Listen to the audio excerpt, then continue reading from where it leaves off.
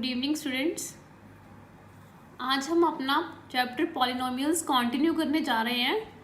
तो आज का टॉपिक रहेगा relationship between zeros and coefficients of a polynomial. ये एक्सरसाइज 2.2 का पार्ट है।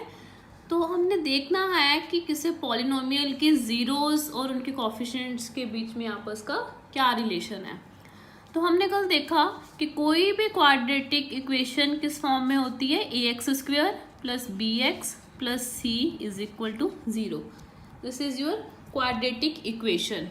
अगर हमने सम ऑफ ज़ीरोस निकालना है, सम ऑफ ज़ीरोस कि इस क्वाड्रेटिक इक्वेशन की जितनी भी ज़ीरो होंगी उसका क्या निकालना है, सम निकालना है। तो क्वाड्रेटिक इक्वेशन है, इसकी डिग्री कितनी है 2, तो दैट मीन्स इसकी एटमोस्ट 2 ज़ीरोस हो सकती हैं। तो लेट हम सपोज कर लेते हैं कि let alpha comma beta are the zeroes of polynomial. इस पॉलिनोमियल की ज़ीरोस क्या है, अल्फा एंड बीटा। तो सम ऑफ ज़ीरोस क्या होगा, अल्फा प्लस बीटा। ज़ीरोस का सम अल्फा प्लस बीटा। फॉर्मूला क्या होता है कि जो सम ऑफ ज़ीरोस किसके इक्वल होगा, minus coefficient of x upon coefficient of x²। तो हम देखें कि हमारी दो ज़ीरोस क्या है, अल्फा एंड बीटा। तो sum of zeros means alpha plus beta is equal to minus coefficient of x का कोफिशिएंट क्या है b, तो माइनस b और coefficient of x² a। According to rule ये कैसे होता है, हमने सम ऑफ ज़ीरोस लेना है अल्फा प्लस बीटा। तो हमने सम ऑफ ज़ीरोस लिया और एक ज़ीरो एक बार ही आ रही है, तो -1 की पावर 1 साथ में coefficient of x upon coefficient of x², that is minus b upon a। अब हमने देखना है प्रोडक्ट ऑफ ज़ीरोस कि दो ज़ीरोस का प्रोडक्ट क्या होगा। तो देखो ज़ीरोस कौन सी है, अल्फा एंड बीटा। तो product of 2 zeros alpha into beta, इसका फॉर्मूला क्या रहेगा, प्रोडक्ट ऑफ ज़ीरोस। अब अल्फा इंटू बीटा, एक टाइम पे हम 2 ज़ीरोस कंसीडर कर रहे हैं, तो -1 की पावर 2। ऊपर हमने क्या किया, एक टाइम पर एक ज़ीरो कंसीडर की, तो अल्फा प्लस बीटा था, एक टाइम पे एक ज़ीरो, तो -1 की पावर 1। अब alpha into beta at a time हम 2 ज़ीरोस कंसीडर कर रहे हैं अल्फा एंड बीटा, तो -1 की power 2 into constant term upon coefficient of x²। तो अल्फा इंटू बीटा क्या हो गया, -1 का square 1, constant term upon coefficient of x², that is constant term क्या है c और x² का कोफिशिएंट क्या है a। तो आपका फॉर्मूला क्या रहेगा प्रोडक्ट ऑफ 2 ज़ीरोस का, alpha into beta is equal to c upon a and alpha plus beta is equal to minus b upon a. So these are the relation between the zeros and coefficients of the polynomial. Alpha plus beta, that is sum of zeros, is equal to minus b upon a, that is minus coefficient of x upon coefficient of x². And product of zeros alpha into beta is equal to constant term upon coefficient of x². Constant term is c and coefficient of x² is a. So alpha into beta is equal to c upon a. For example, एक example देखते हैं हम। Find the zeros of quadratic polynomial x² plus 7x plus 10। हमने इस quadratic polynomial की zeros find करनी है और रिलेशनशिप निकालना है between zeros and coefficient. Zeros और कोफिशिएंट्स के बीच में रिलेशनशिप बताना है। तो सबसे पहले हम अपना पॉलिनोमियल कंसीडर करें, solution x² plus 7x plus 10। हमें अब इसकी मिडल टर्म स्प्लिटिंग करनी है। वो कैसे करते हैं कि हमें ऐसे दो नंबर ढूंढने हैं कि जिनको मल्टीप्लाई करने पर क्या बने, कोफिशिएंट ऑफ एक्स स्क्वायर क्या है 1 और ये क्या है 10। तो आप देखो जो एक्स स्क्वायर का कोफिशिएंट है और कांस्टेंट टर्म उनको मल्टीप्लाई करो, coefficient of x square into constant term, इनको हमने मल्टीप्लाई करना है। तो एक्स स्क्वायर का कोफिशिएंट 1 और कांस्टेंट टर्म क्या है 10। तो हमने ऐसे दो डिजिट्स ढूंढने हैं जिसको मल्टीप्लाई करने पर 10 आए, मल्टीप्लाई करने पर क्या आए 10, और प्लस या माइनस करने पर क्या आना चाहिए, जो कोफिशिएंट ऑफ एक्स है। तो मतलब we have to find two digits such that कि उनको मल्टीप्लाई करने पर coefficient of x square into constant term that is 1 into 10 आना चाहिए, और प्लस या माइनस करने पर कोफिशिएंट ऑफ एक्स 7 आना चाहिए। तो हम क्या ढूंढेंगे, ये जो 10 है इसके फैक्टर्स। 10 के फैक्टर्स कौन कौन से होते हैं, 1, 2, 5 एंड 10। तो अब हम देखें कि हम अगर हम 2 इंटू 5 करेंगे तो वो 10 बन जाएगा, एंड 2 प्लस 5 करेंगे तो 7 बन जाएगा। दैट मीन्स हम 7x को कैसे लिख सकते हैं, 2x प्लस 5x। क्यों, क्योंकि 2 इंटू 5 10 होता है और 2 प्लस 5 कितना होता है 7।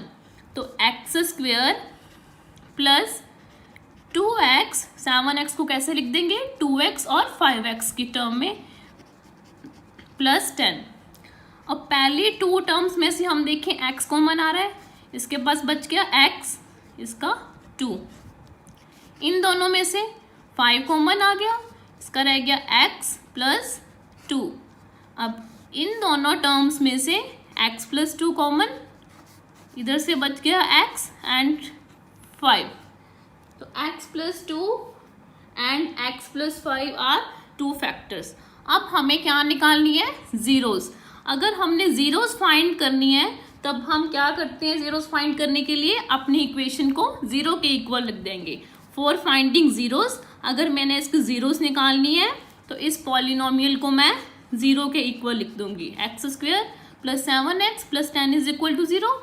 इसको सॉल्व करके वैल्यू कितनी आई, x plus 2 into x plus 5 is equal to 0। यहाँ से क्या हुआ कि x प्लस 2 0, इधर दिस 0, और x plus 5 is equal to 0। अगर हम x प्लस 2 को 0 करेंगे तो x की वैल्यू क्या आ गई -2, एंड x प्लस 5 को 0 पुट किया तो x की वैल्यू कितनी आ गई -5। दैट मीन्स कि -2 और -5 क्या है, आर दी जीरोस। ये हमारे पॉलिनोमियल की क्या आ गई, 2 जीरोस आ गई। क्वाड्रेटिक पॉलिनोमियल था, इसकी एटमोस्ट 2 जीरोस होनी थी। तो हमने जीरोस तो फाइंड कर दी हैं, अब हमारा क्या काम रह गया, जीरोस और कोफिशिएंट्स के बीच में रिलेशनशिप फाइंड आउट करना। तो देखो हमारी इक्वेशन थी x square plus 7x plus 10, और हमारी जीरोस क्या क्या आई, -2 -5, ये क्या आ गई, इसकी जीरोस आ गई। पॉलिनोमियल ये था और इस पॉलिनोमियल की जीरोस हमारे पास -2, -5 आ गई। अब मुझे पता है कि सम ऑफ जीरोस कौन सी है, -2, और दूसरी जीरो कौन सी है, -5। -2 प्लस -2 -5 कितना हो गया, -7। तो अब देखो हमें पता है कि सम ऑफ जीरोस किसके इक्वल आनी चाहिए, minus coefficient of x upon coefficient of x square. हमने किया ना कि सम ऑफ जीरोस किसके इक्वल होनी चाहिए, minus coefficient of x upon coefficient of x square, that is -b upon a। तो यहाँ पे हमने -7 लिख दिया। अब देखो ये किसके इक्वल आना चाहिए था, minus coefficient of x upon coefficient of x square. अब ये माइनस वैसे का वैसे लगा दो, कोफिशिएंट ऑफ x देखो क्या है 7, और कोफिशिएंट ऑफ एक्स स्क्वायर कितना है 1। तो हमने देखा नेचुरली जो हमारी सम ऑफ जीरोस थी -7, और जो minus coefficient of x upon coefficient of x square किया वो भी कितना आ रहा है -7। तो यहाँ से क्या प्रूव हुआ कि सम ऑफ जीरोस किसके इक्वल हो गया, minus coefficient of x upon coefficient of x square. Next product of zeros.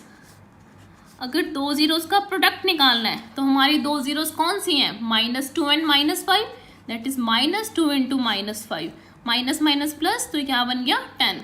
हमें पता है कि प्रोडक्ट ऑफ जीरोस किसके इक्वल होता है, constant term upon coefficient of x square, that is c upon a. तो यहाँ पर हम देखें कि प्रोडक्ट ऑफ जीरोस किसके इक्वल आना चाहिए, constant term upon coefficient of x square. तो ऊपर से देखो हमारी कांस्टेंट टर्म क्या है 10 और एक्स स्क्वायर का कोफिशिएंट 1, तो ये देखा प्रोडक्ट ऑफ जीरोस कितना आ रहा था 10 और constant term upon coefficient of x square भी कितना आया 10। तो यहाँ से वेरीफाई क्या हो गया कि sum of zeros is equal to minus coefficient of x upon coefficient of x square and product of zeros is equal to constant term and upon coefficient of x square. Fine. Next, one more question from exercise. Question number 1, fourth part. 4u square plus 8u. Same आपने इसमें zeros find करनी है और relationship verify करना है। तो देखो 4u square plus 8u आपके पॉलिनोमियल है, इसमें से कॉमन क्या लिया 4u, अंदर रह गया u, दोनों में से 4u कॉमन लिया, इसके पास बच गया u और इसके पास बच गया 2। जीरोस फाइंड आउट करने के लिए मैं अपने पॉलिनोमियल को 0 के इक्वल रख दूँ, तो यहाँ से क्या आया 4, अगर 0 के नीचे जाएगा तो क्या बन जाएगा 0/4 0, तो u इंटू यू प्लस 2 0/4, तो u इंटू यू प्लस 2 कितना आ गया 0। तो यहाँ से क्या होगा कि आइदर u 0 होएगा या u प्लस 2 0 होगा। अगर u प्लस 2 0 हुआ तो यहाँ से u की वैल्यू क्या आ गई -2, तो u की वैल्यू 0 और -2, ये दो u की वैल्यूज आ गई। अब हमें रिलेशनशिप वेरीफाई करना है।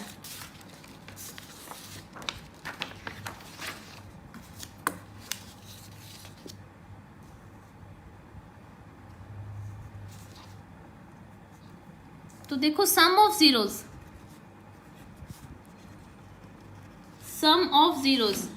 हमारी जीरोस क्या आ रही हैं दो, एक 0 और एक -2, तो sum of zeros 0 plus -2 that is -2, और सम ऑफ जीरोस किसके इक्वल होता है minus coefficient of x upon coefficient of x square.